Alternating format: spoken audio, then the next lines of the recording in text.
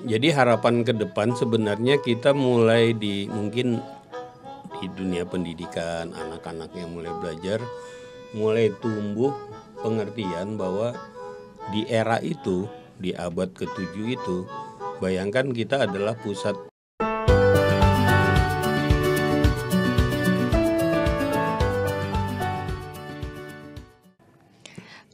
Oke, kembali lagi di Vibibas.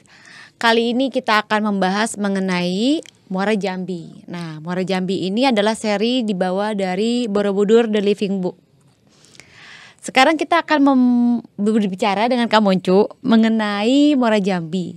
Nah, yang kita bicarakan ini merupakan pengantar atas beberapa seri yang akan kita bikin nanti. Seri-seri percakapan dengan Bang Yori Antar, dengan Prof Kemas, dengan Prof Elisa, ada juga Mbak Arahmayani, dan ada sesi cerita Ada yang kelupaan satu, yang utamanya Pak Agus Widiatmoko. Iya, Pak Agus Widiatmoko. Iya. Ini pemeran utamanya ya dari Muara Jambi. Pemeran utamanya dari Muara Jambi. Nah, waktu awal Mei kemarin, nah secara tidak kebetulan kita pergi ke Muara Jambi, langsung ke situsnya. Bertemu dengan udara panas, dengan suasana tidak ada angin. Kita di sana menikmati yang namanya Muara Jambi itu benar-benar sebuah keajaiban. Nah, Kak Moncu bisa cerita nggak nih, kira-kira dengan Muara Jambi yang sekarang udah ditemukan dan yang kita lihat kemarin tuh Kak, apa Kak yang bisa disampaikan mungkin Kak? Iya, terima kasih Ya. Kak Mei. Jadi sebagai pengantar, saya sendiri bukan expert di arkeologi, saya latar belakangnya arsitek, tapi sedikit hal yang bisa sebagai pembuka.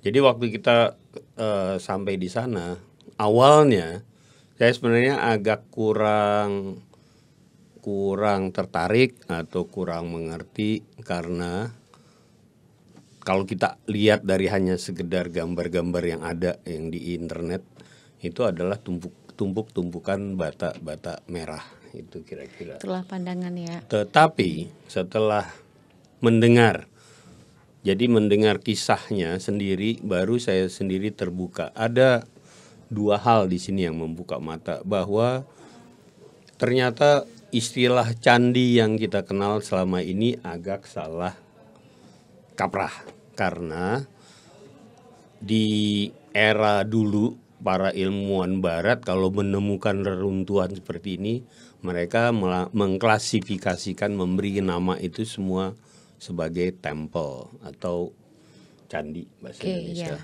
Tapi ternyata tidak begitu, karena kompleks yang kita temukan di Muara Jambi ini terdiri dari banyak fungsi, di mana candi atau tempat untuk beribadah itu sendiri adalah bagian dari kompleks Muara Jambi yang besar ini gitu. Besarnya bukan main, 8 kali kira-kira besaran Borobudur. Iya. Itu pertama. Nah, yang kedua yang bikin kita juga kagum adalah di abad ke-7, di mana lokasi Muara Jambi itu berada, itu ternyata adalah pusat pendidikan yang terbesar saat itu di Asia Tenggara. Artinya itu nomor 2 terbesar dari Universitas Nalanda yang ada di India. Universitas Nalanda itu ada di abad ke-4, sedangkan Muara Jambi, kalau kita sebut dia universitas, dia ada di abad ke-7. Nah, ini yang jujur aja, saya di SD, SMP, SMA nggak pernah pelajari hal itu, nggak tahu. Sama, saya juga tidak pernah mempelajari hal itu. Tapi SD, SMP pernah ya? Oh, kebetulan pernah juga sih, dari SD, SMP, SMA lulus. Betul. Iya.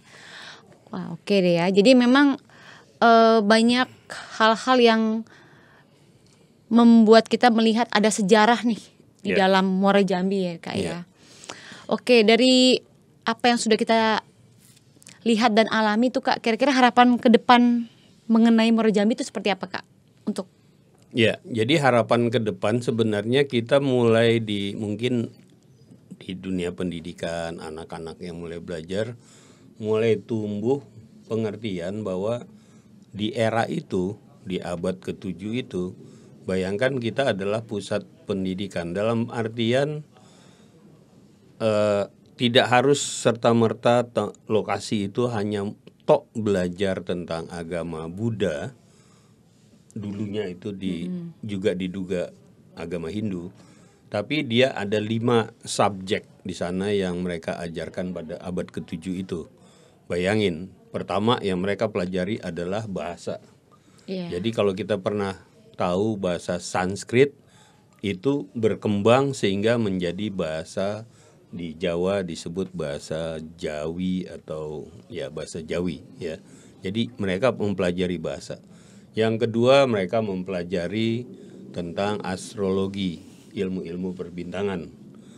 Yang ketiga mereka mempelajari hal-hal yang berkaitan dengan logik. Logik dalam artian bagaimana mereka bertanam, bagaimana melakukan, pokoknya semua ilmu-ilmu yang berkaitan untuk mengasah logika. Yang keempat mereka memperdalam tentang seni atau art. Jadi mereka waktu itu belajar tentang art. Dan itu juga tampil di relief-relief di Borobudur itu sendiri. Nah terakhir adalah mereka mengajarkan yang disebut ajaran budi pekerti. Nah, satu hal yang saya ingin tanamkan di sini bahwa istilah agama atau religion itu baru ada di abad ke-14. Jadi kalau kita belajar, kita kembali mundur di abad ke-7, di abad ke-4, mereka tidak membicarakan kata-kata agama di situ. Jadi yang mereka ajarkan adalah 5 hal tadi gitu. Jadi yang kita anggap ajaran agama sebenarnya adalah lebih kepada ajaran budi pekerti, gitu kira-kira Mbak. Moga-moga nggak kebanyakan saya jelaskannya. Terus ini kan udah ditemukan nih, nanti akan besar dan titik-titik yang awalnya tidak kelihatan jadi kelihatan gitu kan setelah dilakukan penelusuran. Nah ini kedepannya akan seperti apa sih Muara Jambi sih Kak? Nah kalau kedepannya kenapa topik ini kita angkat benar-benar di Vibibas, karena saya cukup salut dengan konsep Pak Agus, juga dengan pemikirannya Bang Yori Antar, bahwa ke depan yang diinginkan adalah ini tidak sekedar jadi tempat turis seperti Borobudur atau Prambanan, di mana orang-orang lokalnya hanya jualan-jualan souvenir begitu ya. Tapi yang diinginkan di lokasi Muaro Jambi ini bagaimana dikembalikan lagi sebagai nilai dahulunya. Mereka dulu tuh dengan besarnya, sehingga penduduk lokal itu harusnya bisa berkontribusi kembali dalam satu kesatuan nilai, menyatu dengan situsnya. Jadi tidak sekedar hanya tempat pariwisata. Dalam artian nantinya seperti yang Bang Yori bilang, nanti di videonya lebih detail, tidak akan ada hotel langsung di dekat situs itu misalnya. Jadi dia tidak seolah kita menjual sekedar turisme, tapi bagaimana penduduk lokal bisa menyediakan tempat-tempat di mana mereka bisa menikmati nilai daripada situs itu sendiri, gitu kira-kira Mbak.